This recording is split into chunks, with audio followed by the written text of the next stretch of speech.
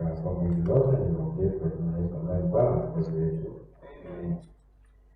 So kwa ufupi lesson yote ya quarter hii ni about making friends of God, or winning souls for God. We make friends out of there. Tuko na marafiki mahali pa kazi, mahali tunaishi.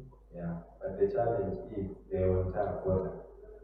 How are we turning these friends for God?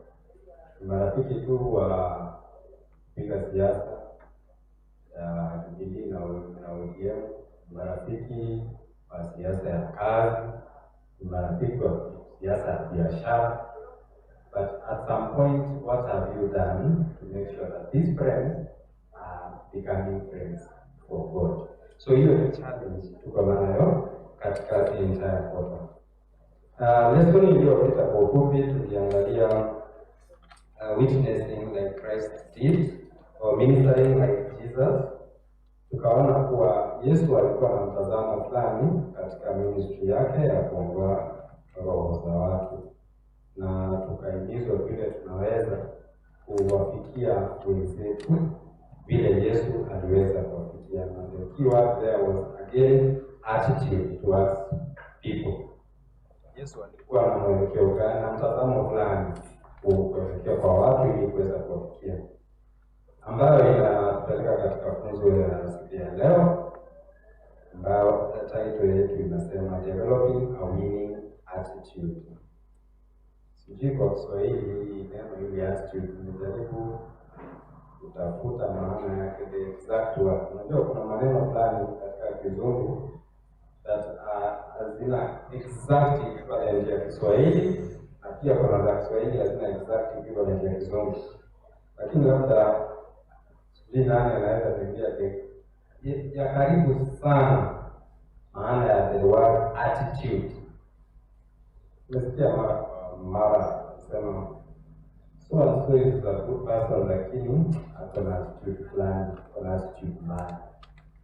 Ni mwalimu, sometimes kuna describe watoto wanafunzi hivyo.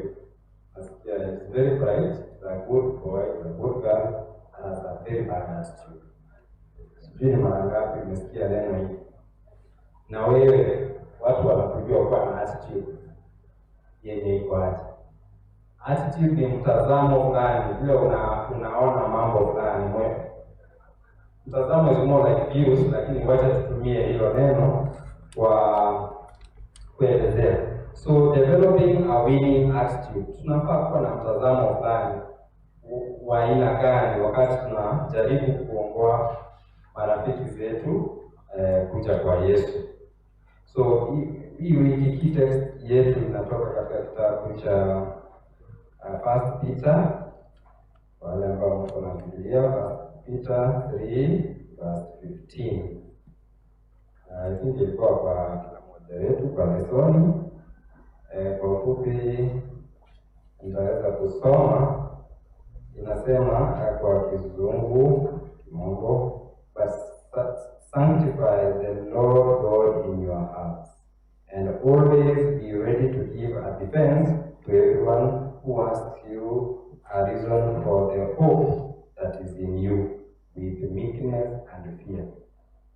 So katika imani yetu, wakati wote tukiwa katika kazi zetu, hali zetu, tuweze kuwaelezea ambao tuko nao mtazamo wetu, tuelezee, tuweze kutetea neno hili ambalo tunaliamini.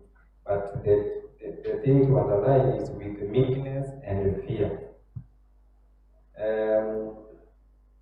Mtazamo wa Yesu, attitude ya Yesu, tunaambiwa kuwa alikuwa anawajali watu, hakuwa na pride au hakufeel superior. Alikuwa Mungu, alikuwa Yesu mwenye uwezo. Lakini katika kuwafikia watu, tunaona mifano mingi Yesu hakujiinua. Alijizusha na alikuwa na value watu in their state yenye walikuwa katika hali yao ya dhambi. Ili kwamba tunaambiwa upendo wake ulikuwa deeper than the depth of their sins. So his love knew no bounds. Upendo wake kwa binadamu ulikuwa mwingi sana, ili hali ya kwamba upendo huo ulizidi kiwango cha dhambi zao. Na katika hali yetu Yesu alitukubali na ametuongoa katika hali zile ambazo alitupata katika hali ya dhambi. Kwa upendo wake ukatufunika, na kwa njia hiyo tukampokea neno lake na anatureceive. So hiyo ndio attitude ya Yesu alikuwa nayo, na ndio tunafaa kuwa nayo katika ile hali ya kutaka kuongoa wenzetu. Mwelekezo utaendelea wakati ukikaribia. So hiyo ilikuwa the introduction ya lesson ya wiki ya leo. Tukienda katika Sunday sasa, nataka kwenda kwa the days ni summarize kwa haraka. Inaongea juu ya receptivity to the gospel, hali ile ya kupokea injili. Na hapa tunaambiwa kwa tunasoma story ya the Samaritans, kwa Yesu wakati fulani aliamua kupitia nchi ya Samaria. Wanafunzi wake walishangaa kwa nini anaamua kupitia Samaria, lakini wakati wote ni kupita tu anapita. Lakini Yesu alikuwa na nia fulani. Alijua Wasamaria hawatangamani na Wayahudi, lakini alipurpose kupitia pale because alijua kuna source pale za kuwa receptive. And the first person tunaambiwa katika story ya hiyo mission ilikuwa the Samaritan woman. Alipomfikia mwanamke yule Msamaria, alimpokea. Na alipompokea hakumpokea peke yake, alikimbia na kuita wengine, wakaja nao wakampokea. Tunaambiwa kwa for some days alikaa pale akiwafunza, na tutakuja kuona baadaye kuwa Yesu aliweka foundation yenye wakati in Acts tutapata wale mitume walikuja tena kuhubiri nchi ya Samaria. Ikakuwa rahisi kwa sababu Yesu alikuwa ashajitambulisha pale na ashaweka msingi imara. So kwa ufupi hapa tunaambiwa even when we think that particular people cannot receive the gospel, tusiogope kuwafikia. Kuna watu fulani kwa example Waislamu ama kundi fulani katika mawazo yetu, tunaona hawa hata ujaribu kuwahubiria ni waste time. Afadhali uende mahali unafikiria people will be receptive. So hiyo ndio tunaambiwa kwa kama Yesu alifikia Wasamaria ambao walikuwa wamejitenga na Wayahudi katika beliefs zao, na akapanda mbegu ambaye ilikuja kutumika na mitume kuhubiri baadaye. We can also plant a seed in a place we think is not receptive, na kazi yetu ni kupanda mbegu. Kazi ya kuongoa roho ni ya Roho Mtakatifu na ya Yesu. So hilo ndio lengo kuu katika Sunday. Tutawapatia nafasi ya swali na kuchangia. Katika Monday tunaambiwa juu ya an attitude adjustment, na hapa tunaona story mbili ya ile Yesu minister kwa wanawake wawili. First the Canaanite woman. Canaanites ni wale ambao hapo Wayahudi. Wakati Israelites walienda Kana, kuna wale walikuwa wanaishi pale, ndio walikuwa watu wa Canaanites. Kulikuwa na mama mmoja Canaanite ambaye mtoto wake alikuwa amepakawa na mapepo. So huyu mama alimwendea Yesu wakati mmoja pale. Ukisoma kitabu cha Matthew 15 kuanzia 21 mpaka 28 utaona hiyo story. Vile Yesu alimjibu kidogo, hata nikisoma ile story ama ukisoma ile fungu inakushtua kidogo, uamini kwa Yesu anaweza mjibu vile, lakini ilikuwa ni kukuza imani yake ama kutest faith yake. Because Yesu anamwambia, I think it's good to some hapo. Yesu anamwambia jambo fulani. Ukisoma Matthew 15 kuanzia 28 pale, sijui nani hapa na Biblia karibu wasome kwa ufupi kwa haraka. Mathayo 15 kuanzia 21, nitakwambia nani utawachia. So tutaona vile Yesu alimjibu ni kama ile ambayo we do not expect that from Jesus, but why did he do that? Tutaona hilo. Nani amepata? Hatuna Biblia. Kuanzia 21 nitakwambia mahali utawachia.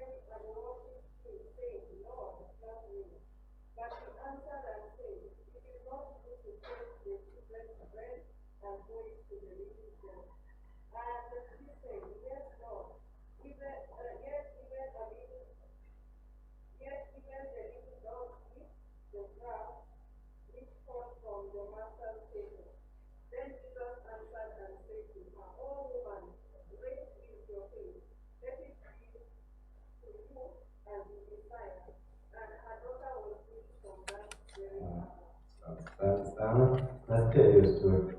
Kwa lugha ya Shem, nasema alipomwambia mara ya kwanza shida yake, Yesu alimlenga. Ndio lugha inatumia Shem. Wanafunzi wakamwambia, huyu mama anasumbua, wacha tumfukuze. Tena mama akapersist. So kuna issue ya persistence also. When you are praying for something, persistence also is a way of showing that you have a faith, you have faith in what you are asking for. Yesu akamwambia sikutumwa kwa watu kama nyinyi, nilitumwa kwa Wayahudi. But huyu mama akasema hata mbwa wanakula crumbs from the table of the master. Aliposema hilo jambo lilimgusa Yesu sana, mpaka akasema uko na imani kubwa sana, akamtendea vile alikuwa anataka. Kwa hivyo sometimes attitude ile unakuwa nayo katika different circumstances, you put the right attitude depending on the scenario that you are dealing with. Hapo ndio tunasoma hapo, kusoma hizo story hapo kuhusu vile Yesu alimfikia huyu mwanamke wa Kana. Then tunaambiwa we are supposed to be presenting on Tuesday the truth in love. Ya kwamba wakati tunawafikia wenzetu, marafiki zetu, tusiende na kiburi na kujionyesha tunajua sana, sisi ni watakatifu, tunaelewa Sabato, tunaelewa unabii. Usiende katika ile hali ya kujiinua, enda katika hali ya kufunza. Mnataka kulana pamoja. Mwanafunzi wangu mmoja aliniambia kuwa I'm happy that I'll be learning with you this time. Na hilo jambo ni kusema I'll be learning from you. Because ni kawaida mwanafunzi anaona kama anataka kutoka kwa mwalimu. Lakini anasema I'll be learning with you. In short, wakati una present neno la Mungu kwa marafiki zako, usiende kana kwamba wewe sasa ndio unajua ukweli wote. Ili mkue kiwango sawa, presenting the truth in love, but the most important is katika hali ya upendo. Napenda kushikanisha hiyo na Thursday because zinaenda pamoja. Tuesday inasema presenting the truth in love, Thursday inasema truth lovingly presented. So it's the same concept, but here tunaambiwa katika kupeana the truth in love, you are supposed to balance the truth with the love, so that sometimes unamfikia mtu ambaye katika hali zake aendi vile inastahili, lakini unafaa vipi kumfikia katika hali ya upendo. Hili katika kuwapenda watu haimaanishi waache waishi katika hali ile ambayo si ya kumpendeza Mungu, but kuwaonyesha ukweli katika hali ya upendo. Wakati na emphasis pale ni wakati unakosoa mtu, for example, first focus on what is positive about this person, and then kumsifu, very useful, very active, we are happy about you in this and this aspect in church, but kuna issue fulani hapa tungependa kudiscuss ambao will make you a better person, alafu unaanza sasa kuonyesha kumrekebisha. Lakini ukianza na what is negative, what this person has done immediately, ni kama ile hali unampoteza. Ndio ni psychology. So ndio hiyo tunaambiwa present the truth in love, defend the truth in meekness and fear, ile tumeona katika key text. Katika ile convince and rebuke, show love and kindness, katika hali ya kuhimizana, katika hali ya kufunzana. Na Wednesday inasema the foundation of acceptance, that watu tukiwa marafiki hawa tukiwafikia, we should accept them, love them, accept them and forgive them. Katika ndio tuweze kuwafikia. Tukienda na judgmental spirit hatutaweza kuwasaidia. Accept them as they are. Ningependa kusoma tu hapa na nukuu hapa inasema katika Wednesday, but once an accepting, caring relationship has been established, it is often necessary to confront another individual lovingly with the truth of Scripture. Mkubali kwanza katika hali zake, umsamehe na umuonyeshe upendo, ndio uweze kumfikia. Ndio Yesu alikuwa anafanya. Aliwakubali wenye dhambi katika ile state walikuwa, ndio story ya Mary Magdalene. Ndipo after that aliweza kuwafikia. It does not mean that when you love somebody, you accept somebody and it stops there, unamwacha katika hali yake ya dhambi. La hasha. We go further, unamwonyesha the truth, balancing the truth with love. So kwa ufupi tu hiyo summary up to Thursday. Friday ni reflection, nafaa mambo ambayo tunafaa kutafakari. Ya kwamba tumeona tumeokolewa, na kila mmoja wetu ukiokolewa, we have a divine responsibility ya win souls for Christ. Hakuna ambaye anaitwa kwa Yesu wakae tu. Katika hali zetu tumehimizwa, we have a responsibility ya kuevangelize in so many ways, and we are supposed to share this truth with our friends. But for us to do that, lazima tuwe na the right attitude. Ukienda na kiburi na kujionyesha na madharau fulani, hautaweza kuwafikia. So mtazamo wetu has to be right, the same attitude that was in Christ, kuwa aliwajali katika hali zao, aliwa-accept the way they were, na aliwapenda genuinely. You cannot treat somebody you do not love au muonyeshi upendo. You don't care about this person na unataka kufikia. So attitude very important. We accept and receive them, ndio tuweze kuwaonyesha ukweli. But tuwaonyeshe ukweli in love, katika hali ya upendo. Ningependa kupeana nafasi kwa ambaye anataka kuchangia ama swali kwa ufupi bila kueleza. Kwa kawaida tungekuwa kwa kikundi kidogo kidogo, imekuwa rahisi, but sasa ndio ina. Yes,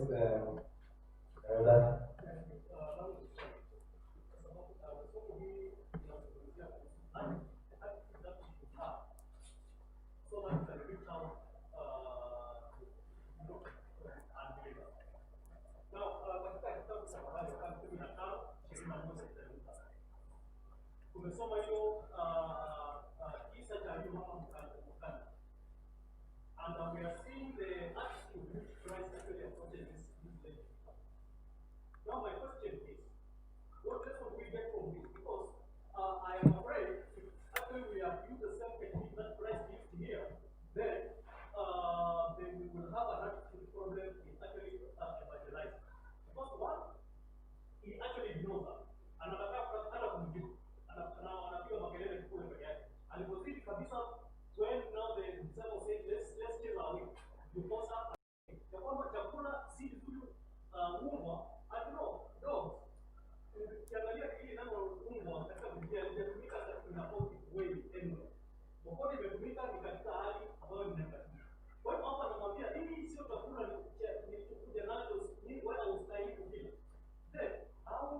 interpret that and contextualize in today's lesson? Swali nzuri. Because tunaona Yesu, there are two women there. Kuna huyo Elkanah na Ithuma na vile Yesu alimhandle, na kuna the woman who was a Jew, I think Mary Magdalene, huyu mwenye alikuja akapasua perfume very expensive na hiyo hata manukato kampaka. Wanafunzi wake wakamkashi, wakamkemea yule mwanamke, wakamwambia hii mafuta is very expensive, hata tungeuza tusaidie maskini. Lakini Yesu aliwakemea akawaambia what she has done katika Injili ikihubiriwa itakuwa mention dunia mzima, na akawakemea. So nani ataweza kusaidia kujibu kwa nini Yesu, nafikiria ni kwa nini Yesu alijibu huyo anayetuma ni vile alijibu? Inatuonyesha nini katika ile somo ya siku ya leo? Ningependa kujibu, ndio niliwaambia wakati pia nilisoma, pia nilishtuka kidogo katika hilo funga. I did not expect Jesus to handle that woman the way he did, but finally alifanya kulingana na the desire ile alikuwa nayo. Basi ni kwa nini unafikiria alimjibu vile?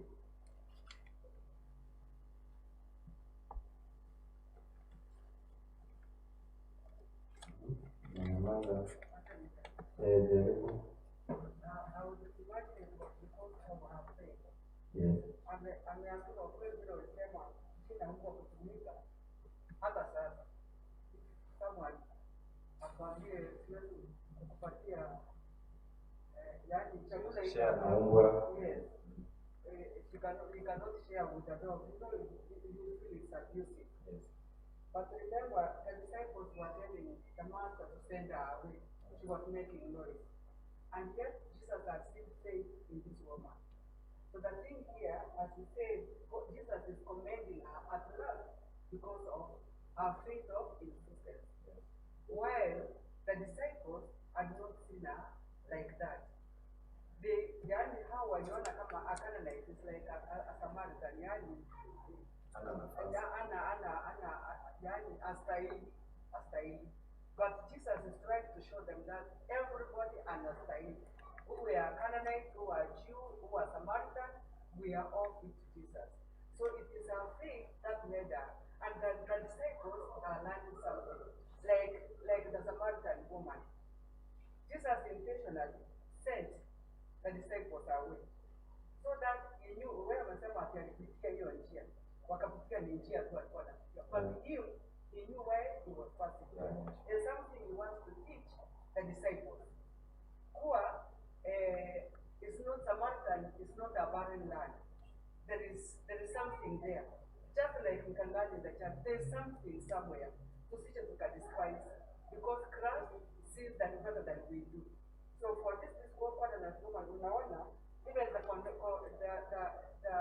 commendation Jesus is giving her is because in their days, no religious leader would commend somebody for something good. So he's trying to show them that even that useless person who think is making noise can be commended, can be spoken to. Remember, we are making friends to God. And we are going to see those people through God's eyes, not the way we judge like we do as human beings. So I want to believe that this full statement have a meaning, that this woman, the Samaritan woman, has been carrying her pot every day to want to collect water. What does that mean? She was carrying her burdens every day. Remember the story behind her. She's avoiding other women in case she has moved with any of the women's husband. So she's going at a very unique time when she cannot meet these other women. She carries her burden to the river and goes back. And even when Jesus tells her, bring what they call your husband, she says, the ones I don't have a husband.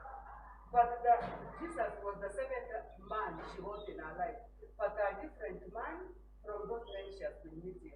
a man who transformed their life, a man who gave her living water that should never quench your thirst again. So, in short, what I'm saying in these two women, as Christians, we need to adjust. We need to see God's people through God's eyes, not the way we see them, so that we don't tell them they are making noise. And nakumbuka kusoma the spirit of prophecy inasema wakati the disciples walisikia Yesu akimjibu bila alimjibu that they cannot give the food meant for the Jews for the dogs, they were very happy. Walijua sasa huyu ametupwa. But you see, Christ wanted them to learn a lesson. This woman you think is useless has more faith than you do. So even us in the church, we are like those disciples. We need to adjust to see people equal. People loving to God and use that special way of bringing them to God than despising them as Canaanites making noise, or as a Samaritan who's a prostitute and who doesn't need. She carried her burdens and God offloaded her burdens. They're supposed to offload burdens from people, not to add them like those religious people. Asante sana kwa hayo. Nami pia naweza kuwa mchangia that is your part, any other part of the lesson. Sijui kama ulikuwa na wazo katika jambo hilo about the change of attitude, the way Christ handles these two situations, na change attitude. Sijui uko na wazo gani bado?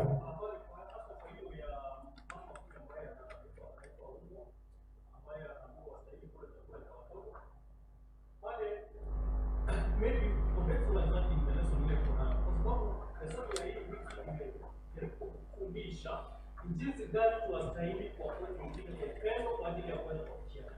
How we approach them with love, so that we can be able to evangelize the attitude that we can demonstrate, ili waweze kuwa wanakubali ujumbe wetu wanaokubali. Na tumeonyesha kwamba nini Yesu Kristo alifanya wasiostahili na wengine ambao hawakupendeza waliweza kupata ujumbe kwa sababu Kristo aliwashughulikia. Lakini kwa hiki kisa kimoja hapo Kristo hapo anajaribu na hapo ndipo nilitaka kuendelea pale, kwa sababu kuna wengine wanaanza kimbilia kwenda kusema tunaona vile Kristo anawaapproach, yaani akachukua hili jambo na akalitumia kwa kiburi chake kwa ajili ya kuwakejeli wengine. Na nimeona kwa mitandao, nimeona I don't know what I want to call them mature SABBATH keepers ama wadresi. Ukiangalia vile wengine wanapouliza maswali wako nje na wao vile wanawajibu, unaona kuna kiburi fulani. Wanawajibu katika njia ya kuwakejeli badala ya kujaribu kuwaelezea, with humility, with meekness and fear as the Bible says. Wanajaribu kuwajibu kana kwamba wanawafanya wao wajui na wao that kind of attitude, it is not the right thing. Kristo hiyo haiko nia yake. Christ is God. Kumbuke kitu kama hicho. Na the way he was handling this lady, he wanted to teach a lesson to actually the Israelites who are working with him. Alitaka awafundishe au mitume ambao walikuwa wanatembea na wao kila mahali, ya kwamba ujumbe alio nao ni wa ulimwengu wote, sio kwa wao tu, wasije wakajiona wao ni special, lakini ya kwamba ujumbe ulikuwa ni kwa ajili ya wote. Kwa hivyo tusije tukachukulia kisa hicho na tukaanza kuchukulia, kwa sababu basi kuchukulia kile, basi wewe kwa wao you qualify to be the dog. Kwa sababu basi kama ilikuwa ujumbe ulikuwa kwa Waisraeli, sisi hatukuwa Waisraeli, hatukustahili basi kupokea ule ujumbe. So we are not any special, but the word was brought to us and we have it with us, and we rejoice in the salvation that Christ has given us. So it's our business actually to take this word to the rest of the world, for wale wengine, in meekness and in fear. Sio kwa kiburi na wala sio kwa kwenda kuwakejeli. Asante sana Mishi kwa wazo hilo. Tumeona kitu umesema pale kwa tunaona huyu mwanamke mkani na tunasahau kwa sisi pia katika hiyo context we are not Jews, we are not Israelites. Kwa hivyo, the plight of that woman represents all the Gentiles. Na Yesu anaonyesha kuwa despite the fact that we are Gentiles, hatujasahaulika katika ufalme wa Mungu. Na mwishowe amewaonyesha wale wanafunzi, kulikuwa na jambo fulani alikuwa anataka kuonyesha wale wanafunzi. Ni kama alikuwa na play to their psychology ya wale wanafunzi. Wao waliona yes, hapo amemwambia vile inafaa kuwa these people have no place. Walijiona kuwa special people, yes, special place in the kingdom of God. Then Christ has no time, has no place for these other people. So he started by playing into the psychology of the disciples. But akafanya U-turn in the story vile inaenda na kuonyesha kuwa what is more important is the faith, imani ambayo yule mwanamke alionyesha. Nasi katika imani yetu na kuwafikia wengine katika imani ndio inaweza kutusaidia, ndio inaweza kutuongoza. Sijui kama pia kuna swali ama jambo lingine tunaweza kuchangia. Yes.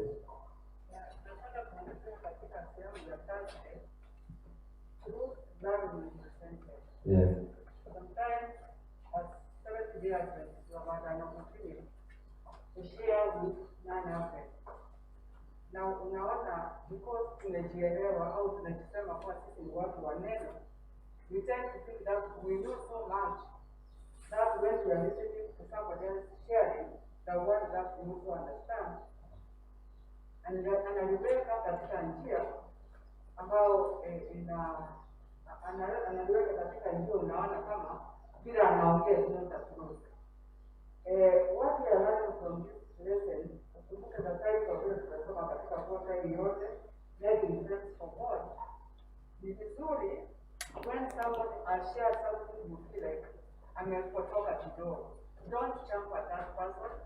Na kujaribu kumwelezea vile basi wewe unajua huyo kweli, na vile yani kujionyesha kwa vile yeye anasema kiburi fulani, nataka kuonyesha how much you know and that person knows. Especially this mambo ya sheria. When they call us watu wa sheria, sometimes unaona we want to use something like legalism. Tunataka kuonyesha mtu bila hii you cannot go to heaven, bila hii you have not kept the law of God, so you cannot go to heaven. You have not kept this, you have not done that. That's tunakosoa watu. We could be having the truth, and we have the truth. But the way we present it can put someone away. Unataka kumwonyesha vile unajua, unaweka kiburi, you send that person away. You could be talking the truth, yes. But then the way you put it can send that person away. Kusema like just the 10 commandments must obey them all. Lakini kumwonyesha kuwa amekusa Sunday, atatukusa hii amefaa hivi, yani you put it in a very proud way. Yani kuonyesha vile unajua kuliko mtu. That sends a person away. That legalism sends that person away. But if we can lovingly listen to what they are saying, listen to one word that he knows, that he also knows the truth.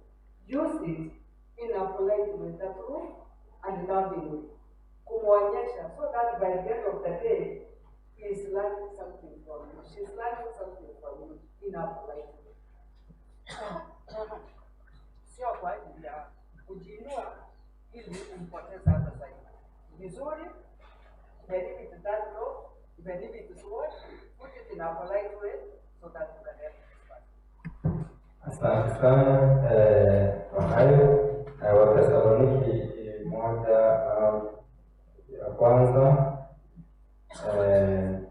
to 4 kuna mahali Paulo anasema the winning of souls, one of the things and our recommends about is a labor of love. So katika kuongoa nyoyo za watu, you should know that it's a labor of love. Unaenda katika hali ya upendo. Attitude. That is the focus of the lesson. Wakati unaongea na marafiki zako, nia yako ni kuwa make friends for God, or winning them over. Attitude is very important. Unaweza kuwa unajua vizuri mafungo yote, unaelewa offer, unaelewa sheria, unaelewa naelewa vitabu za LNG White, testimonies, all that, but what is your attitude? Hiyo ndio ina make a big difference. Nakumbuka naona kwa social media encourage students wanaambia knowledge, you add the letters A being 1, Z being 26. If you add the letters that make attitude, like A is 1, yeah. If you add those, attitude brings 100%. Hard work is a better some 80-something%. Motivation is some 90-something%. But they say attitude, if you add those words, it's 100%. That's why even when we encourage people, we say what you are trying to do, you can only succeed if you have the right attitude. Even us as Christians, as members of the church, if we want to win souls for Christ, we must have a winning attitude. The right attitude si ya kujiinua, si ya kujipendekeza, si ya kupakua, but ni ya ku-approach in love, katika upendo, ili ukishawaleta basi tuanze kuonyesha sasa ukishafika hivi ndio tunafaa kufanya. Hata sometimes wenyewe wataanza kuona that they are big different from how we are doing things, how we are behaving, even without us necessarily telling them. Wakati ya wakati tutamalizia hapo na tuendelee kujifunza ili Mungu atusaidie na Roho wake atusaidie ili tuweze katika hali zetu, kazi zetu, mahali tulipo, tukuwe na the right attitude, mtazamo ambao unafaa katika kuwavutia wenzetu, marafiki zetu, ili wawe marafiki wa Kristo. Acha nimalizie hapo, naomba tuweze kusimama tumalize katika kwa Mungu.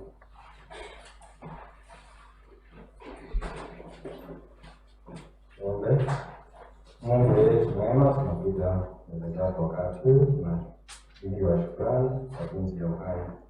Tunashukuru kwa lesson ya leo. Tumejifunza juu ya attitude, Christian attitude that you have for your people when you're on earth. Tunaomba hiyo attitude ya kujali na kuwapenda wenzetu iwe katika mioyo yetu, ili wakati tunapowafikia tuweze kuwafikia katika hali ya upendo.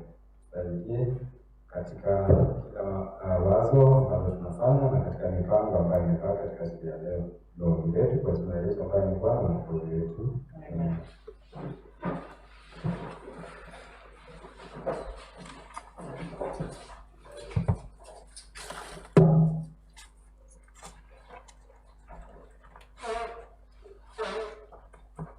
Sifu Mungu, sifu Mungu wa neema, enyi viumbe popote, wajuu pia sifuni, Baba, Mwana naye Roho.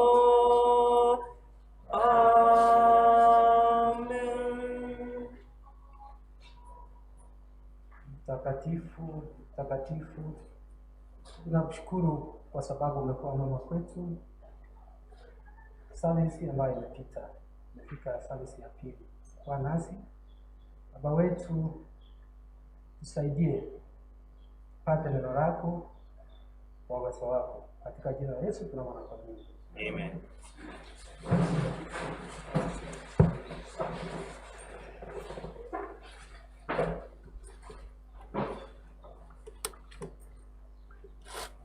Happy Sabbath. Bwana asifiwe. Tunaomba kuwakaribisha siku ya leo Sabato takatifu, na pia kuwakaribisha kwa siku ya leo ambayo inaongozwa na idara ya familia. Today is Family Life Sabbath.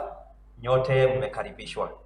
Naenda kuwakaribisha wakati huu, ikiwa tuna wageni ambao wako miongoni mwetu wamejiunga nasi siku ya leo katika hii service ya pili. Nafasi ni yenu. Kwa mikono, mgeni yoyote ambaye ameweza kuhudhuria mara yake ya kwanza, Naanza na wageni kisha niwakaribishe wale ambao ni mara yao ya kwanza kuja. Ni wana Great News lakini mara yao ya kwanza. Wageni, asante, tuna wageni wawili. Ningeomba tu msimame, mtusalimu, mtuambie pahali mmetoka na labda majina pia.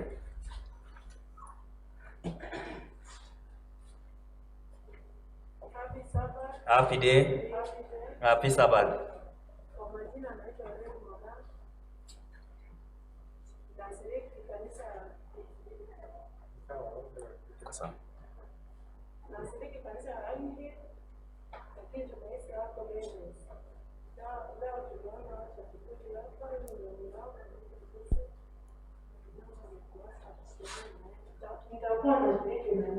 Karibu. Hati jambo.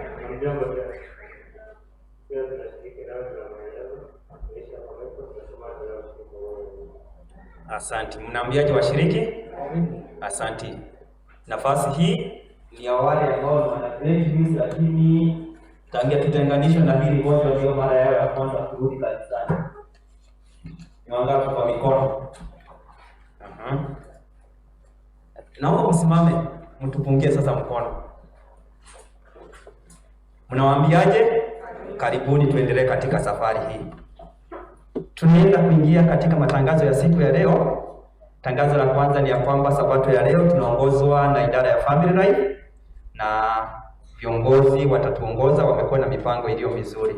Tangazo la pili ni ya kwamba makambi yetu inaanza siku ya kesho. Kwa hivyo sote tunakaribishwa saa 9 hapa kanisani ili tuweze kufungua kambi letu, na wiki hii yote tumekaribishwa ili kuweza kuendelea na makambi ambayo pia tutafunga hapa sabato ijayo. Kwa hivyo mwafahamishe wale ambao labda hawakufika service ya kwanza na hii ya pili kuwa makambi yanaendelea kuanzia kesho na wamekaribishwa sana ili tuweze kuendelea katika makambi hayo. Na katika hilo tunaambiwa kwamba bado tuna mahitaji ambayo bado hatujaweza kuyakidhi. Kwa hivyo our goal expenses ni shilingi 500.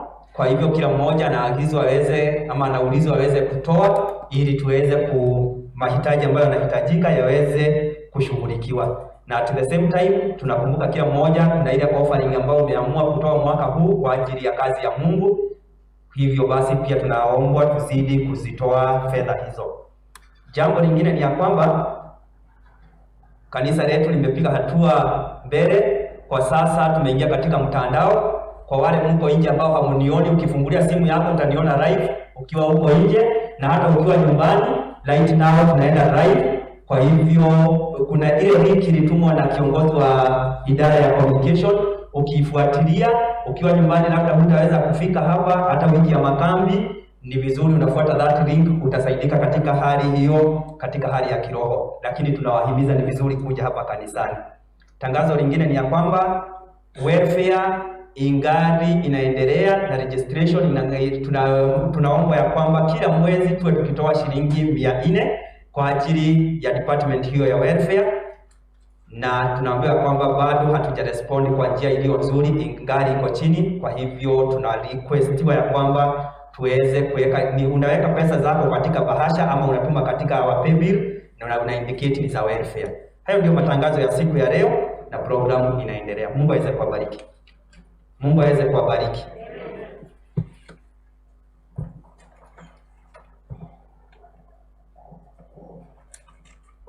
Happy Sabbath. Happy day. Happy day. Simama na Biblia yetu katika kitabu cha John 12:36.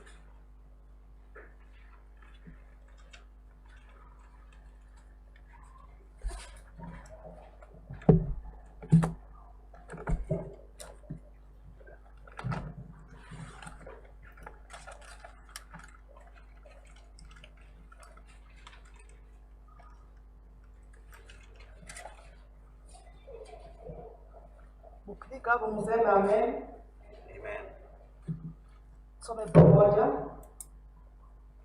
While you have the light, believe in the light, that you may become sons of the light. Narudia. While you have the light, believe in the light, that you may become the son of the light. Mungu abariki neno lake. Amen. Simame na nyimbo namba 35. Gold star tafadhali.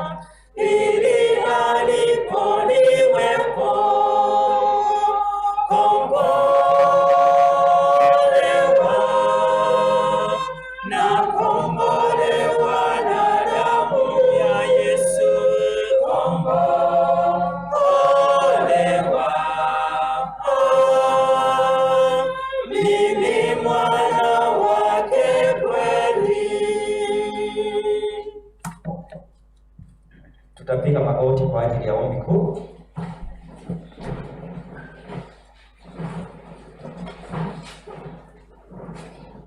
Hebu tuweze kushukuru. Baba yetu tupendaye, tunaliinua jina lako, maana umeweza kuwa kimbilio letu katika maisha yetu. Uhimidiwe na kutukuzwa, maana umeweza kutuongoza katika juma lote limeweza kupita nyuma yetu, na ukaona ni vizuri tena tuweze kuona sabato nyingine njema ya siku ya leo. Jina lako litukuzwe na kuinuliwa. Tunaomba msamaha wa dhambi popote tumeenda kinyume cha mapenzi yako, na pahali tumetenda yaliyo mazuri, jina lako lizidi kuinuliwa na kutukuzwa siku zote. Wakati huu tunapoenda kulisikiza neno, mtumishi atakaposimama ili kuweza kutulisha neno ambalo umeweza kumwandaa nalo, likaweza kuwa na nafasi katika mioyo yetu na kutuandaa kwa ajili ya ufalme wako ujao mara ya pili. Tunaweka miongoni mwetu ambao hawasikii vizuri, kuna walio wagonjwa wakiwa hapa na wengine wako manyumbani, wengine wakiwa pale mahospitalini. Tukimkumbuka Elda Ubaye, tukimkumbuka mtoto wa Elda Kiari, tunawaeka mikononi mwako. Wewe ulio daktari mkuu, Baba, ukawanyoshee mkono wako wa uponyaji, na watakaposikia nafuu, jina lako litukuzwe na kuinuliwa. Wakati huu pia tunawaombea wote ambao pia hawajakutambua, wako katika giza la kiroho. katika matendo yetu, katika kunena kwetu na yoyote yale tunayotenda, tuweze kuwavuta katika zizi lako. Ujumbe ambao umeweza kutupa tuweze kuwafikishia. Kuna wale pia waliokata tamaa katika safari hii kwa ajili ya misongomano ya dunia hii na mambo ya dunia hii imewafanya warudi nyuma. Tunaombea Baba ukaweza kuwapa moto wa uhai wakaweza kurudi katika zizi lako. Tunaliombea kanisa katika dunia nzima, zidi kutupa nguvu, uwezo wa kuweza kufanya kazi yako ili tuweze kuikamilisha, ili uweze kurejea mara ya pili. Tuna mpango siku ya kesho kuanza kambi letu, tunaliweka mikononi mwako. Wahubiri wote ambao wametayarishwa kuweza kutulisha, ukaweza kuwaongoza na kuandaa, nasi pia ukaweza kutuandaa kulipokea neno lako. Wakati huu tunapoingia katika huduma ya siku ya leo, tunaomba muongozo wako, ukaweza kutupa siku njema, na ni kwa jina lako tuomba na kuamini. Amen.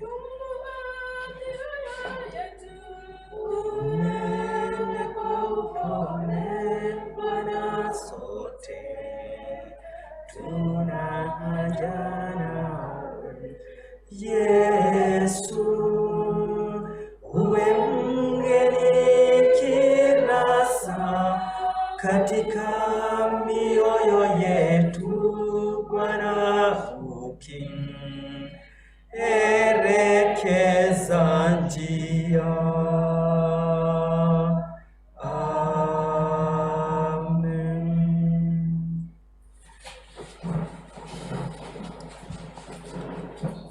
Wakati huu umefika, wakati mwingine tunapoenda kuingia katika huduma ya siku ya leo ya kutoa zaka na sadaka. Kwa hivyo nawaomba mashemashi pahali wako waweze kuwapa bahasha, na wakati huo naomba chorister watasimama hapa mbele. So tutahama kutoka pale, sasa tunakuja hapa sababu lazima uchukuliwe na kamera. Usipofanya nini inakuwa na gap katika ile sermon, inakuwa na gap. So that's why tunawa request mnakuja hapa, mtasimama hapa mtuongoze kwa wimbo wa zaka na sadaka, kisha tuweze kuendelea. Karibuni chorister na mashemashi, karibuni.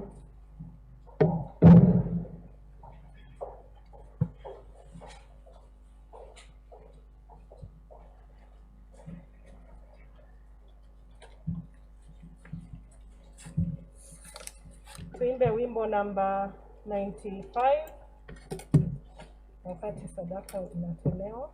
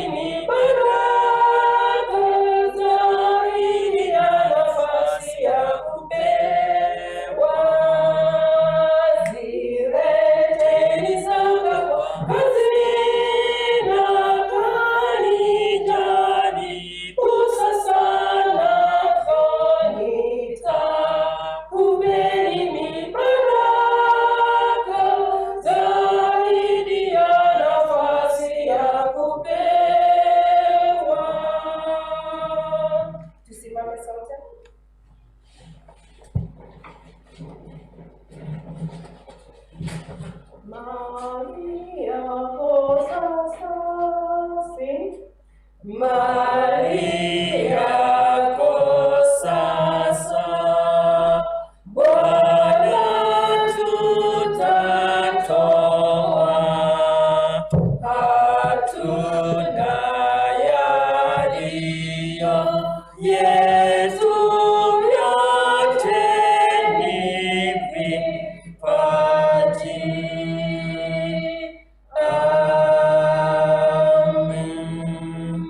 Tuweze kushukuru. Mungu wetu tupendaye, tunalinua jina lako, maana umeweza kutubariki katika kazi ya mikono yetu, na ndiposa tumekuja mbele zako na zaka zetu na sadaka. Zaidi yote Baba, tunaomba kujitoa katika mioyo yetu na wakati wetu ili kuweza kukutumikia. Wale ambao wameweza kutoka waweza kuwabariki. Wale ambao hawakuwa wamefanikiwa wiki hii ukaweza kubariki kazi ya mikono yao, ili Sabato tutakapokutana waweze kuwa na kuweza kutoa. Zaidi yote Baba, zidi kutupa nguvu na uwezo wa kuweza kufanya kazi yako siku zote. Tunaomba kudumu katika wema wako, na ni kwa jina lako tuomba na kuamini. Amen. Amen.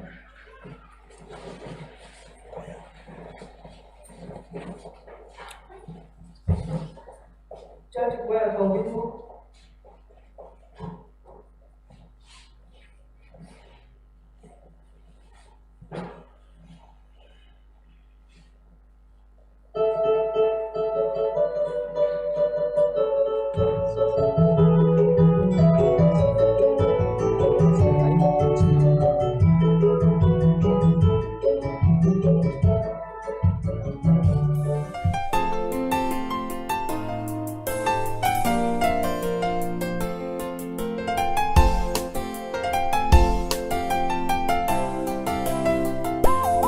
I want to walk like Jesus every day in my life.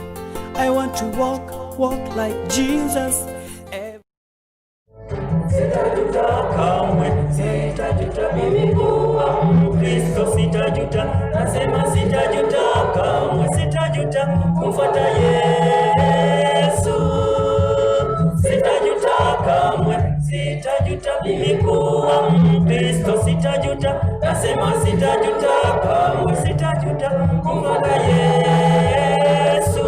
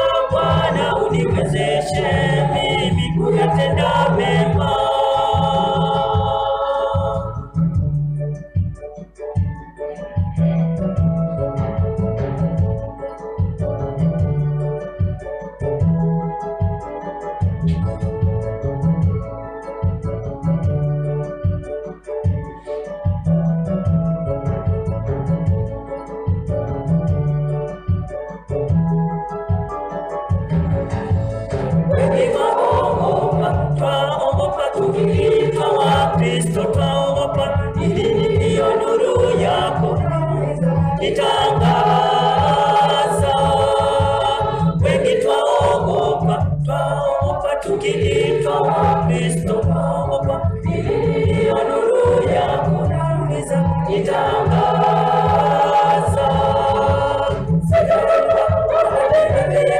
Niende wapi ukweli nimeupata, naomba Bwana uniwezeshe kuyatenda mema.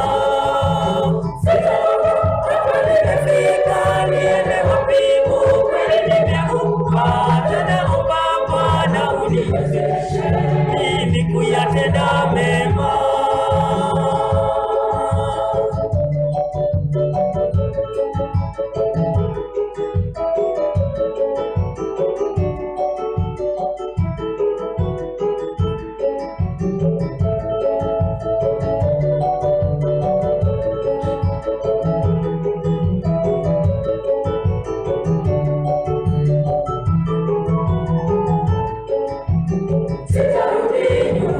Sitarudi kubadilisha toka, sitarudi, nasema sitarudi, najutia mambo ya kale.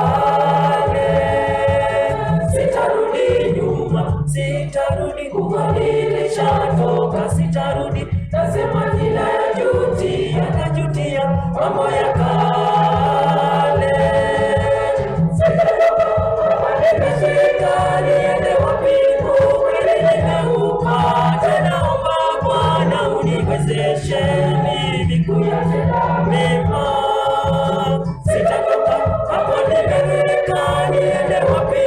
Ukweli nimeupata, naomba Bwana uniwezeshe kuyatenda mema.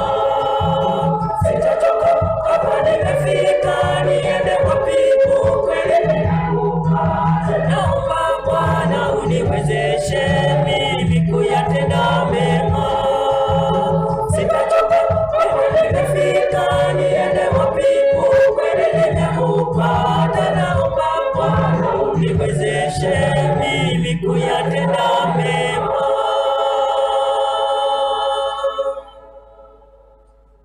Amen.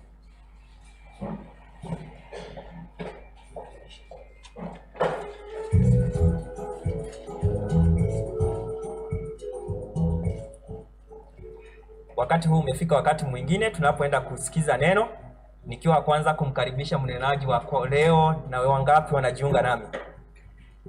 Karibu nene na wana wa Mungu.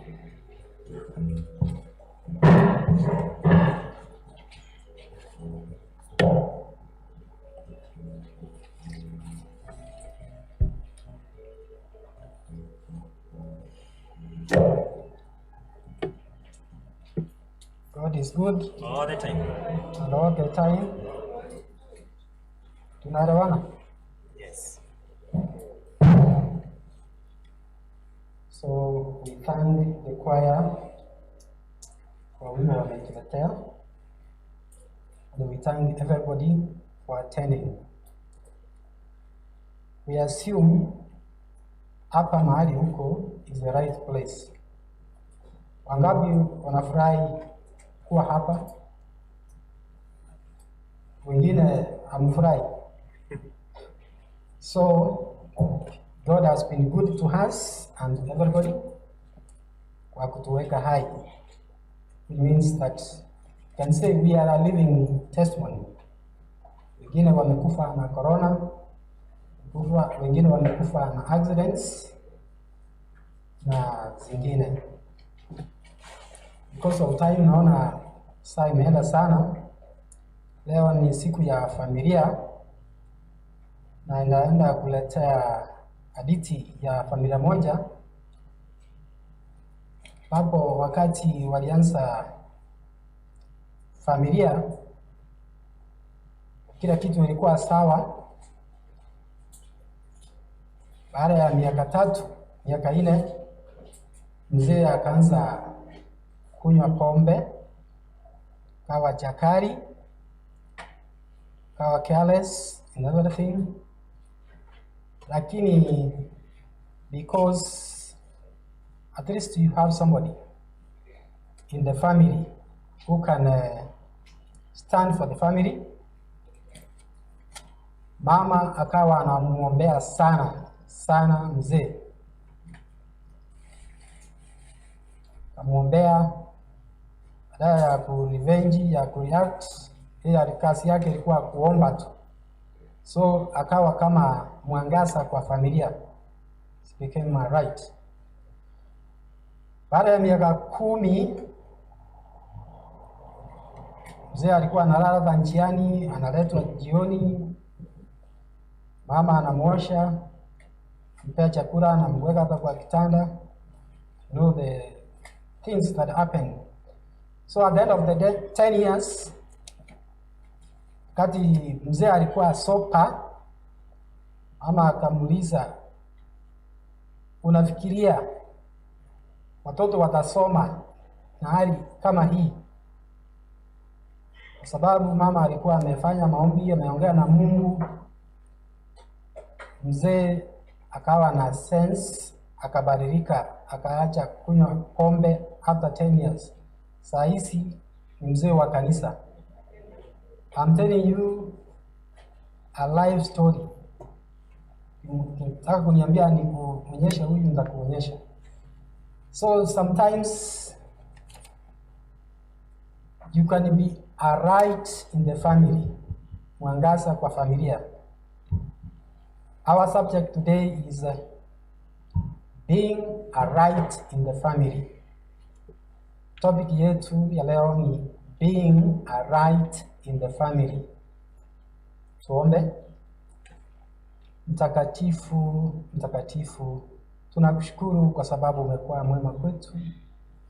Baba wetu, wakati tunaenda kusikia neno lako, tuongoze, tulipate na tulifanyie kazi. Katika jina la Yesu tunaomba na kuamini. Amen. So, being a light in the family, kuwa mwangaza katika familia. Wakati familia there is no hope, hakuna matumaini katika familia. Kwa sababu familia inakuwa na baba, mama na watoto. Wakati mwingine inaweza kuwa mama na watoto, wakati mwingine baba na watoto. So inategemea circumstances. So we have notable examples of good families that stand firm. At the end of the day, wakafanikiwa kwa sababu walimweka Mungu mbele. Hata waimbaji wamesema kwamba kama umejua ukweli, unatoroka kwenda wapi? If you are known the truth, unatoka kanisa, unatoroka unaenda wapi? Because outside kuna mafishi itakuponda ponda ikufunje. So if you have known the truth, kufia kwa kanisa. The first example which is good tumepewa kwa Biblia, kuna familia ya Ruth. So we are in Ruth chapter 1 verse 3 to 5. Ruth, at least make sure that uko na kalamu na Biblia ambayo utaandika. Kwa sababu unajua ubongo wetu, we are not like a computer yenye itaongeleshwa ama it can stick. So ensure that you have somewhere to write. Na uko na Biblia yako at least. So I've said we are in Ruth 1, 3 to 5. Kuna mama mmoja alikuwa anaitwa Ruth. Ruth alikuwa ametoka nchi moja inaitwa Moab. In Moab alikuwa ameoleka na kijana ya familia ya Naomi. Wakati kijana alikufa, because we know Naomi alikuwa na vijana wawili na mzee alikuwa anaitwa Elimelech. So wakati Naomi ametoka kwa nchi alikuwa anaitwa Bethlehem au Juda. Njaa ikazidi, drought came, famine came, and Elimelech and Naomi wakasema waja waende nchi nyingine inaitwa Moab, mahali ilikuwa na chakula. So that family moved from Bethlehem to Moab. And you know the word Bethlehem means bread. So wakaacha bread, mahali Mungu ana provide, they went to Moab. So kufika Moab, after 10 years, the husband and the sons died. Ndio tunapata Ruth anatoka because alikuwa ameoleka na one of the sons ya Naomi.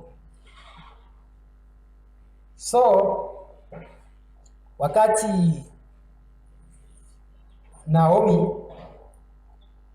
sons wamekufa, she decided one time atoke Moab because ni kama kufanya dhambi. Kuna wakati umetoka kwa kanisa, unaenda nje ukafikiria mazuri yako, ukafunjwa, ukapondeka. But when you have senses zinakuja, unarudi mahali ulianzia. So Ruth amepoteza vijana, amepoteza bwana, na akasikia their land imekuwa na vyakula Bethlehem. So she decided to go back. Na tumesema kwamba alikuwa na 2 daughter-in-laws. Mmoja alikuwa anaitwa Orpha, mwingine alikuwa anaitwa Ruth. So when Naomi and her daughter-in-laws were ready now to go to leave Moab to Bethlehem, we are in Ruth 1 verse 8. Ruth 1 verse 8, that's where we are. But on the way, wametoka Moab, wanaenda Bethlehem, mahali Naomi alikuwa ametoka. On the way, Naomi said to her daughter-in-laws, who we have said are Orpha and Ruth. So, on the way, Naomi said to her daughter-in-laws, go back to your mother's home instead of coming with me. And may the Lord reward you for your kindness to your husbands and to me. So Naomi anaambia daughter-in-laws, because waume wao wamekufa, warudi mahali walitoka, that is Moab. But in verse 10, the daughter-in-law said, no. That's what they said. We want to go with you to your people. And the response of Naomi was no. She said also no. My daughters, return to your parents' home. That is how Naomi insisted. But in verse 14, that is Ruth 1:14, and again they wept together, and Orpha kissed her mother-in-law and said goodbye. Because ameambiwa arudi, she kissed the mother-in-law and said goodbye. But the other person, who was Ruth, insisted on staying with Naomi, who was the mother-in-law. Verse 16 to 17 says, but Ruth replied, don't ask me to leave you and turn back. I will go wherever you go and live where you live. Your people will be my people, and your God will be my God. I will die where you will die, and I will be buried there. May the Lord punish me severely if I allow anything but death to separate us. What a kind of friendship between the mother-in-law and the daughter-in-law, which is not common. Always there is friction between the mother-in-law and the daughter-in-law. But here is a different case. The daughter-in-law gives a vow. She wants to go with Naomi so that she can go where her people are and where her God is. And she is determined to die where Naomi will die, and where she will be buried, she will be there. That is a wonderful vow somebody can make, especially to the mother-in-law. A very good relationship, which we need to borrow. Sometimes it's very hard, but we need to borrow that. So verse 19, so the two continued on their journey, and when they came to Bethlehem, entire town was stirred by their arrival. Wamefika Bethlehem, mahali Naomi ametoka, kulikuwa na kushangilia, kila mtu akafurahi, because Naomi amekaa 10 good years in a foreign land, amekumbuka nyumbani, amerudi na daughter-in-law whom we have said was called Ruth. Wakati walifika Bethlehem, Ruth was married to Boaz, who was a relative to Naomi. And at the end of the day, a son called Obed was born, who became the father of Jesse, and also who became the grandfather of David. And from the house of David, that is where Jesus is born. So you can see Naomi, who was hopeless, not knowing what to do. She was bitter. She has lost the husband. She has lost the 2 sons. But because of Ruth, she can have hope. The family tree can continue because of somebody who's called Ruth, who has given a hope. The family tree can continue. And that is why we are encouraged that in Job 14:7, if a tree is cut, there is hope, it can sprout.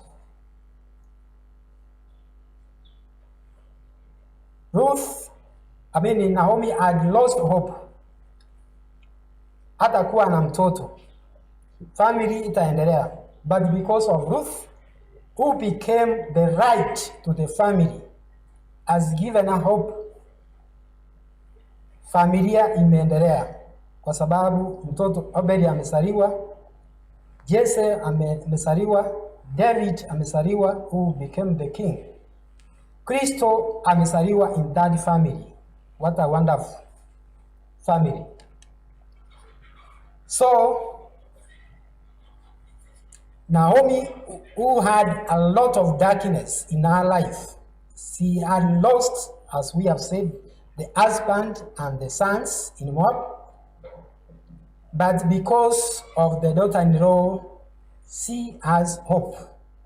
So today, are you a right or hope to somebody or darkness in the family? We ni mwangaza ama ni giza?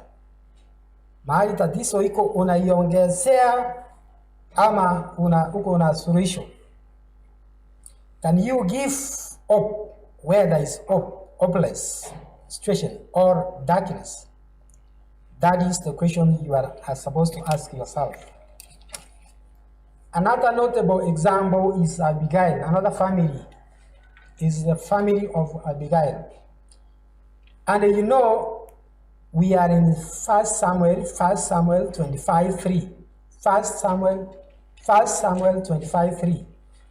That is where we get Abigail. 1 Samuel 25:3. We get the story of Abigail. Abigail was a wife of a gentleman called Nabal. The word noble means dishonest and mean. The word noble means somebody who was dishonest and was very mean. Alikuwa mchoyo in all his dealing. Verse 4 of 1 Samuel 25. Verse 4 of 1 Samuel 25:4, it says, when David heard that Nabal was shearing his sheep, he sent 10 of his young men to him. Wakati David or Daudi alisikia Nabal, who have said was mean and dishonest, wakati alisikia anakata manyoya ya kondoo, we assume alikuwa na merino sheep. So wakati alisikia anakata hayo manyoya, he sent 10 of his young men to him. Na wakati walifika huko Wanobo, this is the message they took: peace and prosperity to you, your family and everything you own. I'm told that you are shearing your sheep and goats, while your shepherds stayed among us. Near Carmel, we never harmed them, and nothing went or was stolen from them. So wakati wamefika kwa Nobo, the messengers of David wanamwambia kwamba, kumbuka wakati huo Daudi alikuwa ametoroka kutoka kwa Saul, who was a king. Saul alikuwa anataka kumuua. Sasa Daud alikuwa amejificha kwa cave and the forest, mahali hizi kondoo za Nobo zilikuwa. Na wakati huo kondoo zilikuwa zinatunzwa ama zinarishwa mchana na usiku. So David young men acted as the watchmen ya hizo kondoo, and those kondoo, they were not harmed by a wild animal ama mtu yoyote. So ndio Daudi anatuma watu wake, anamkumbusha kwamba wakati tulikuwa na hawa, we never even did anything wrong, tukawa kama watchmen, tukalinda hizo kondoo. So please give us any provision you might have on hand. Unajua, there is what called generosity. Ukiona umesaidiwa from left, hata wewe rudisha hiyo mkono. But this gentleman, because we have said he was mean and dishonest, this is the answer he gives. Wakati David young men wamemwambia, give us any provision you might have on us, on hand, and David's young men wakaongojea hiyo message or the reply from Nabo. Wakaongojea. Wakati waliongojea, this is the response of Nabo. Akasema hivi in verse 10, who is this fellow David? Who does this son of Jesse think he is? Which means that Nabal pretended not knowing David, who had killed even the giant. Na amepata jina kubwa. Akaendelea in verse 11. Should I take my bread and water and meat I have slaughtered for my shears and give it to a band of outlaws who come from who knows where? That is the response of Nabal. Amesaidiwa, kondoo zake hazijapotea, hazijakuwa harmed na walinzi wa Daudi. That is the response alipeana. So when David messenger returned, sini wameambiwa huyu nyinyi ni kina nani? Daudi ni nani? So the messengers went back or returned and told David what Nabal had said. And this is the response of David in verse 13. Get your swords. He tells the 400 men, get the swords to attack Nabal. Sasa Daudi ako tayari kwa vita, kuattack Nabal because anataka ku revenge. He want to kill Nabal and his family because the response Nabal had given. Meanwhile, in verse 14, meanwhile, one of the Nabal's servants, mtumishi wa Nabal, akamwendea Abigail, the wife of Nabal, and told her about Nabal's response to David's men. And then a wise woman, who was Abigail, lost no time. She quickly gathered 200 loaves of bread, 2 skins of wine, 5 dressed sheep. She packed them. Amchukulie Daudi. And packed them on a donkey and said to her servants, "Go on ahead. I will follow you shortly." But she didn't tell the husband what she was doing. Verse 20. As she was riding her donkey into the mountain, she saw David and his men coming towards her. They were ready to attack, kill Nabal, his family, and even to destroy everything that he had. That is the thought of David. I've said in verse 20, as she was riding her donkey into the mountain, she saw David and his men coming towards her. So this woman was wise. She interceded for the family.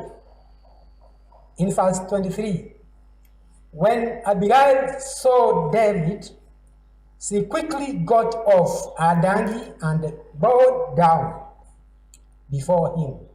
Alipiga magoti, akatoka mahali alikuwa kwa punda, akainama chini.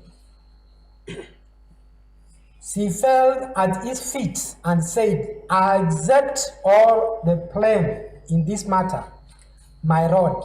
Please listen to what I have to say. I know Nabal is a wicked and ill-tempered man. Please don't pay any attention to him. He is a fool, just as his name suggests. But I never even saw the messenger you sent." Verse 25. Now, my Lord, that is the constitution he's talking about. Now, my Lord, as surely as the Lord lives, and you as yourself live, since the Lord has kept you from murdering and taking revenge into your hand, let all your enemies be accursed as Nabal is. And here is a present I have brought you and your young men. Please, 28, please forgive him if I have offended you in any way. The Lord will surely reward you with a lasting solution. For you are fighting the Lord's battle, and you have not done wrong throughout your entire life. So after that response from Abigail, then David replied to Abigail, "Praise the Lord, the God of Israel, who has sent you to meet me today."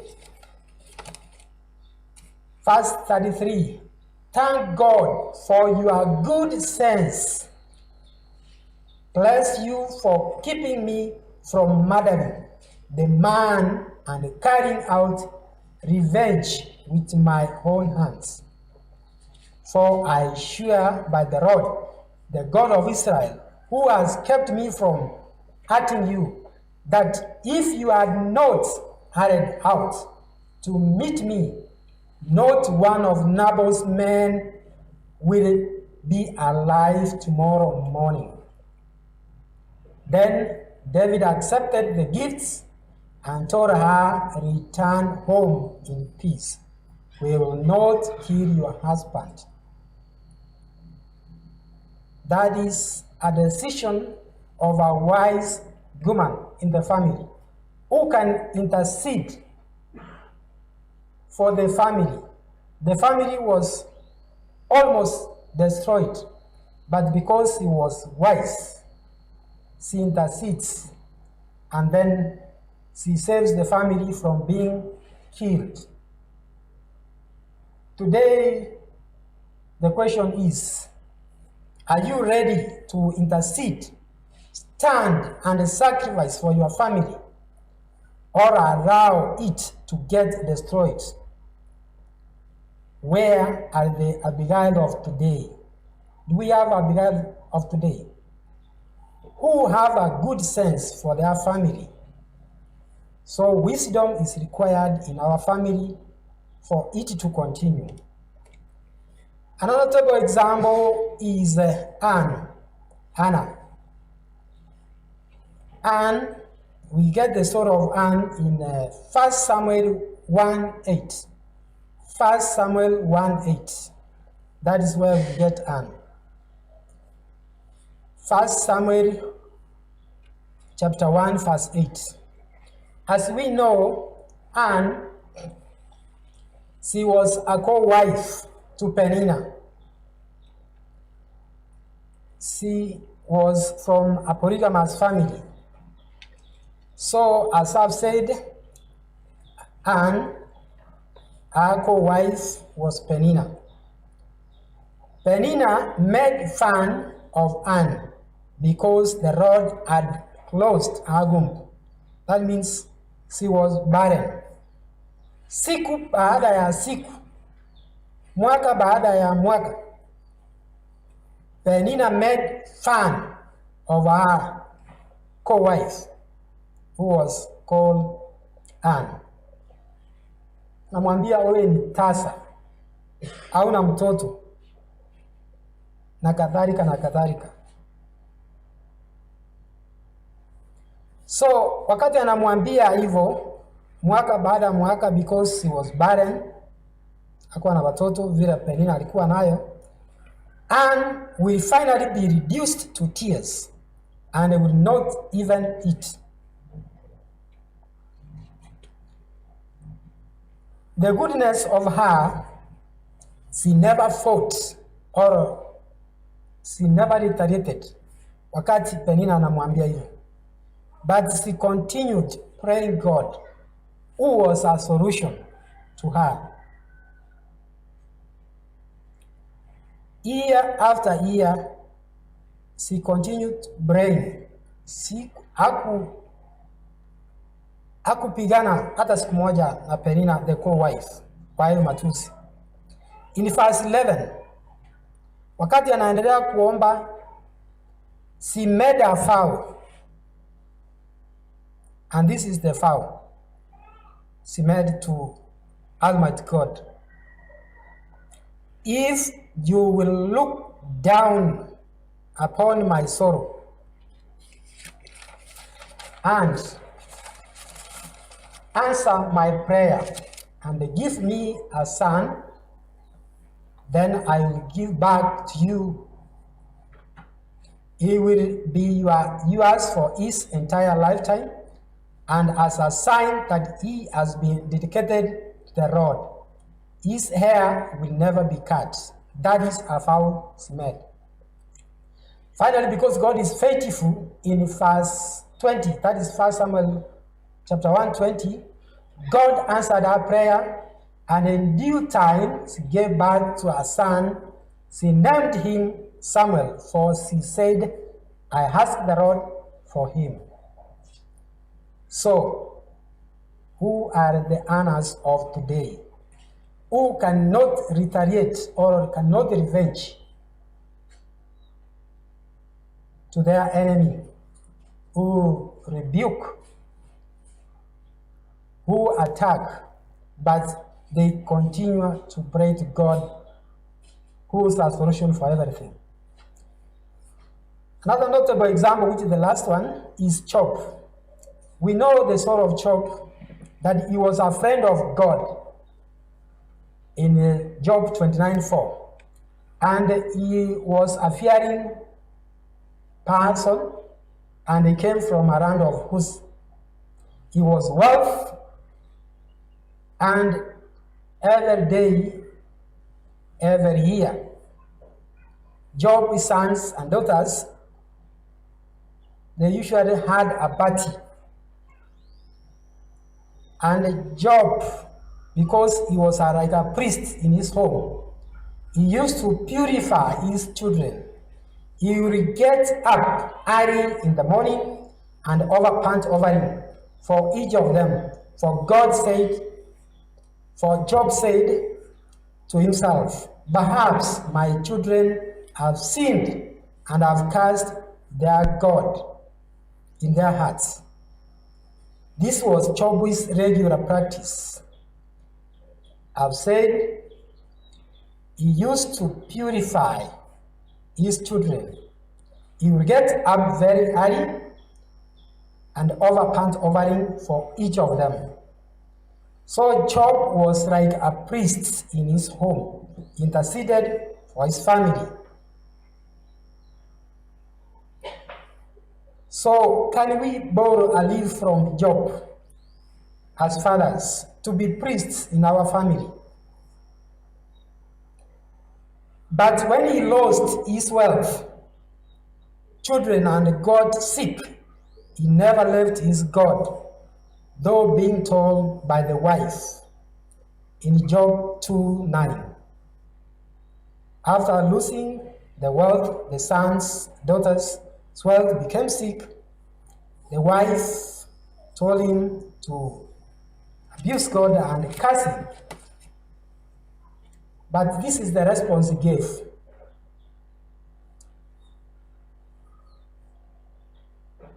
But Job replied, after the wife has told him, are you still trying to maintain your integrity?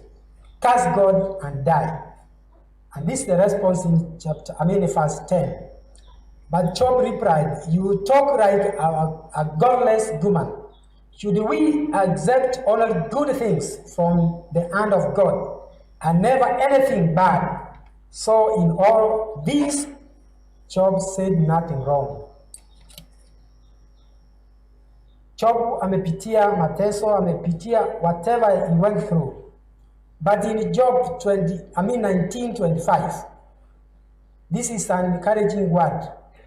In Job 19:25, in Job 19:25-26, this is what Job says. Job 19:25-26, this is what he says. But as for me, I know that my Redeemer lives, and that he will stand upon the earth at the last. And after my body has decayed, yet my body I will see God. I will see him for myself. Yes, I will see him with my own eyes. I'm overwhelmed at the thought. That is a power of trust in God by a human being. Do we have the Job of today? Lost sons, daughters, wealth, come sick, but still you cannot go to mediums. Kama wengine saa hizi wangeenda to the mediums, waone sorcerers, waone witchcrafts, but Job never did that. At the end of the day, in Job 42:12, God restored him back what he had.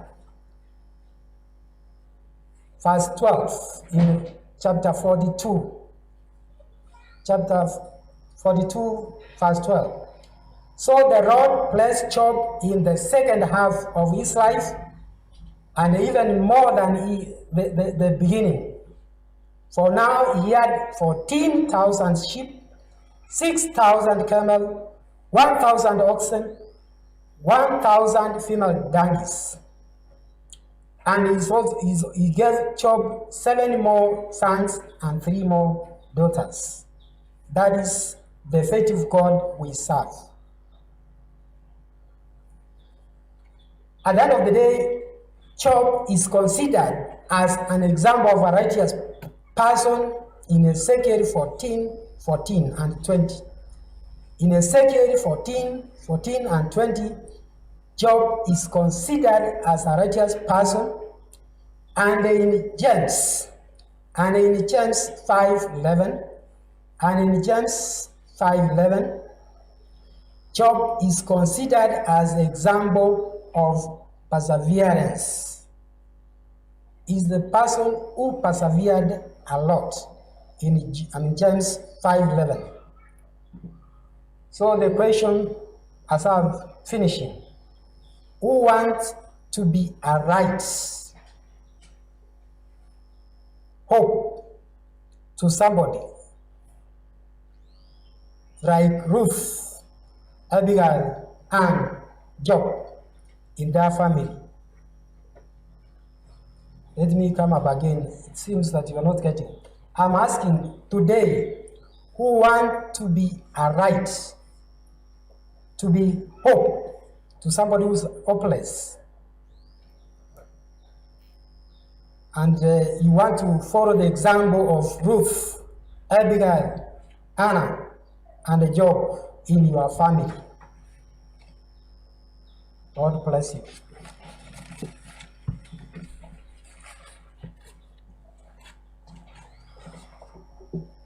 Bwana asifiwe kanisa. Hawa mashujaa wote ambao tumesoma siku ya leo walishinda sababu walimtegemea Mungu. Sidhani umepitia shida kama ambayo Ayubu aliweza kupitia. Kipindi hiki cha COVID, biashara zimeenda chini, hata labda umefunga biashara yako, hata labda umefutwa kazi. Lakini mtamwangalia Ayubu, kazi yake iliisha, biashara zake za kufunga zikaisha, kiasi ya kwamba hata watoto wake wakaweza kuisha, na afya yake ikazoroteka. Lakini lile lilimfurahisha, alimtegemea Mungu. Mwangalia Abigail mwenyewe, nchi imemwangalia sasa iangamize familia yake. Imagine Uhuru Kenyatta akisema familia yako iangamizwe sababu bwanako amekuwa mjinga kiasi ya kwamba anatusi mfalme. Itakuwa namna gani? Ama mwanasiasa tu hata MCA yeye akisema kwamba familia yako iangamizwe. Lakini Abigail alimtegemea Mungu na kwa hekima akamwendea mfalme. Sisi nasi tumtegemee Mungu siku zote. Mwangalie Penina, matatizo aliyoyapitia lakini alimtegemea Mungu. Na ndiposa ningependa tusimame na wimbo unaosema kwamba kumtegemea Mungu. Tukimtegemea Mungu licha ya ile unayopitia, umtegemee Mungu. Wakati tutafika mbinguni tunapoona wale washindi, hata wewe utakuwa mshindi. Tusimame na wimbo nambari 129. Na unapoimba huo wimbo uweze kutafakari. Ujiulize ni nini ninayopitia? Wale waliyapitia wakashinda. Mimi nami nikimtegemea Mungu jinsi walivyomtegemea, nasi tutaweza kushinda. Chorista, karibuni. Chorista, song number 129.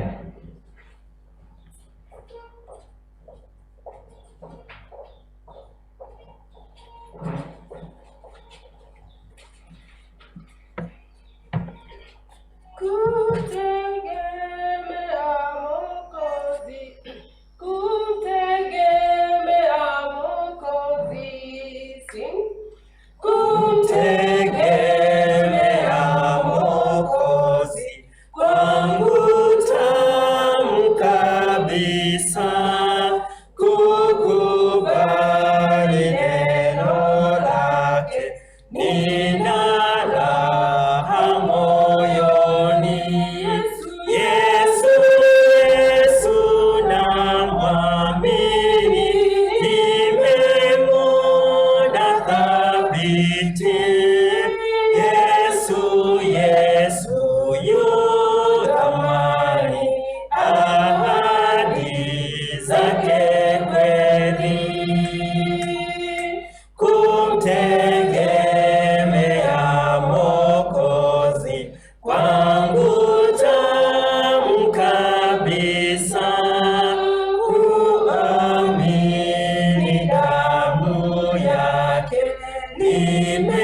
nimeoshwa kamili. Yesu, Yesu namwamini, nimemwona thabiti. Yesu, Yesu yu thamani, ahadi zake kweli. Kumtegemea Mwokozi kwangu tamu kabisa, kwake daima napata uzima na amani. Yesu, Yesu namwamini, nimemwona thabiti. Yesu, Yesu yu thamani, ahadi zake kweli. Nafurahi kwa sababu nimekutegemea. Yesu mpendwa rafiki, uwe nami dawamu. Yesu, Yesu namwamini, nimemwona thabiti. Yesu, Yesu yu thamani, ahadi zake kweli. Tuweze kuomba. Mungu wetu tupendaye, tunaliinua jina lako, maana umeweza kunena nasi ukituonyesha mifano ya waliopita mbele yetu na vile walivyoweza kusimama na ukaweza kuwafanya kuwa washindi. Waliyapitia matatizo ambayo tunayapitia katika dunia hii, lakini kwa sababu walikutegemea, ulikuwa upande wao siku zote. Hata nasi tumezisikia neno lako siku ya leo. Tunapopitia magumu ya dunia hii, umetuahidi utakuwa nasi. Tushike mkono, tuongoze, tunapoyapitia tuweze kuwa washindi. Hebu yote amesikia huu ujumbe, pasije pakawa na hata mmoja atakayeweza kulemewa na safari hii.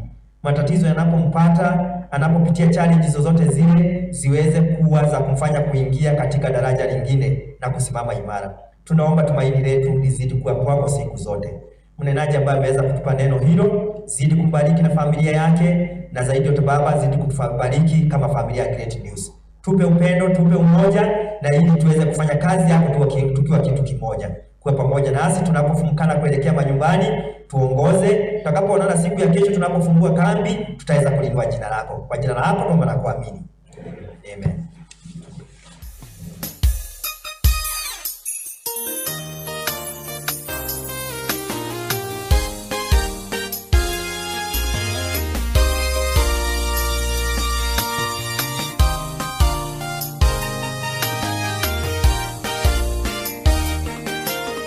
Mungu mwenyewe atatuonyesha kibali na kutubariki, ataufanya uso wake utuangazie, tueneze injili kote, na atatuongoza kila tuendako kuhubiri.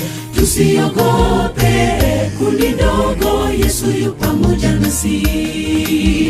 Tusiogope kundi ndogo, Yesu yu pamoja nasi. Mungu mwenyewe atatuonyesha kibali na kutubariki, ataufanya uso wake utuangazie, tueneze injili kote, na atatuongoza kila tuendako kuhubiri. Tusiogope kundi ndogo, Yesu yu pamoja nasi. Tusiogope kundi ndogo, Yesu yu pamoja nasi. Kwa hivyo kanyaga kwa ujasiri, songa mbele usihofu ndugu yangu. Bwana akiwa upande wetu, hakika tutawaleta kwa Yesu. Ondoka nenda ukawahubiri habari njema ya wokovu. Kwa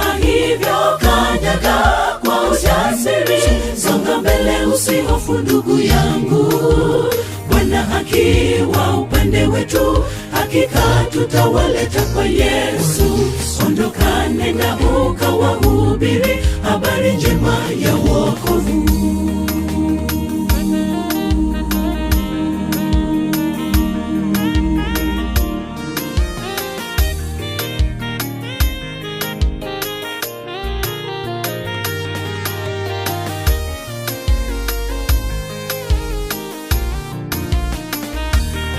Wanaomtumaini Mungu ni kama miti iliyopandwa kando ya mito, watapenya.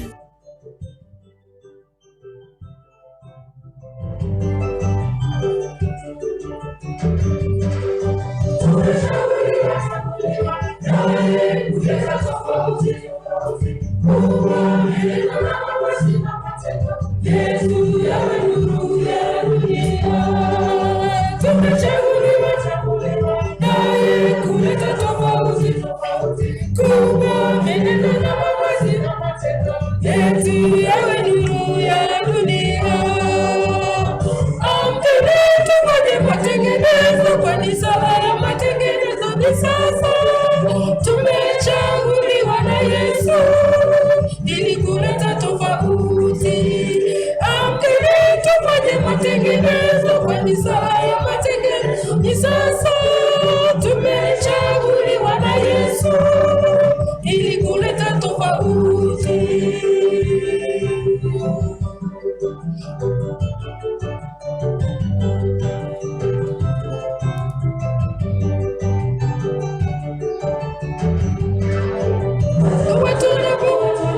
Sisi waseme haleluya, Yesu tuweni mibaraka, kwao wahisi pendo la Yesu.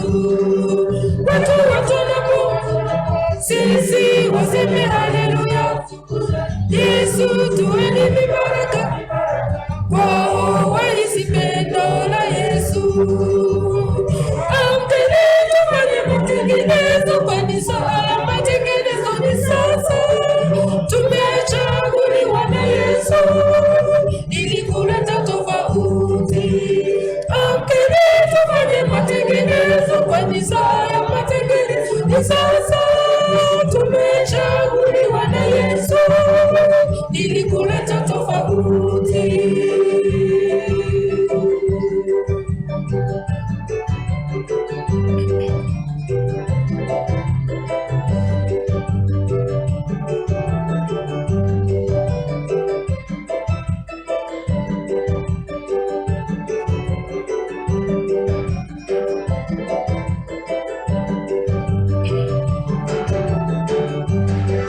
Dunia yapita, ndugu na mambo yake yote pita, dunia yatoweka, zake tujikabidhi kwa Yesu.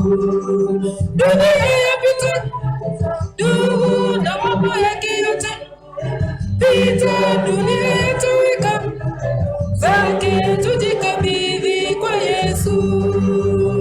Amkeni tufanye matengenezo, kwani saa ya matengenezo ni sasa.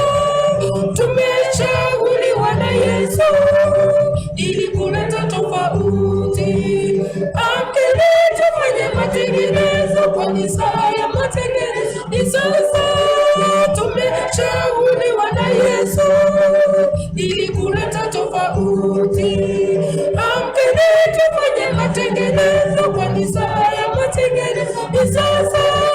Tumechaguliwa na Yesu ili kuleta tofauti. Amkeni tufanye matengenezo, kwani saa ya matengenezo ni sasa.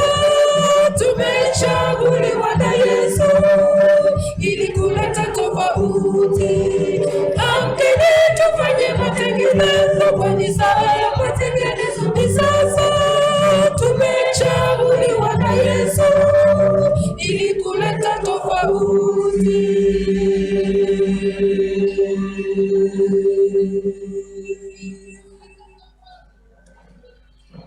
Na mizizi yao mchangani na kusimama imara, kwa mamlaka wataondoka na kueneza kueneza Injili. Hawatikiswi japo dhoruba na pepo kali zivume. Hawatikiswi japo dhoruba na pepo kali zivume. Walomtumaini Mungu ni kama miti iliyopandwa kando ya mito. Watapenyeza mizizi yao mchangani na kusimama imara. Kwa mamlaka wataondoka na kueneza Injili. Hawatikiswi japo dhoruba na pepo kali zivume. Hawatikiswi japo dhoruba na pepo kali zivume. Kwa hivyo kanyaga kwa ujasiri, songa mbele usihofu ndugu yangu. Bwana akiwa upande wetu, hakika tutawaleta kwa Yesu. Ondoka nenda ukawahubiri habari njema ya wokovu. Kwa hivyo kanyaga kwa ujasiri, songa mbele usihofu ndugu yangu. Bwana akiwa upande wetu, hakika tutawaleta kwa Yesu. Ondoka nenda ukawahubiri habari njema ya wokovu. Kwa hivyo kanyaga kwa ujasiri, songa mbele usihofu ndugu yangu. Bwana akiwa upande wetu, hakika tutawaleta kwa Yesu. Ondoka nenda ukawahubiri habari njema ya wokovu. Kwa hivyo kanyaga kwa ujasiri, songa mbele usihofu ndugu yangu. Bwana akiwa upande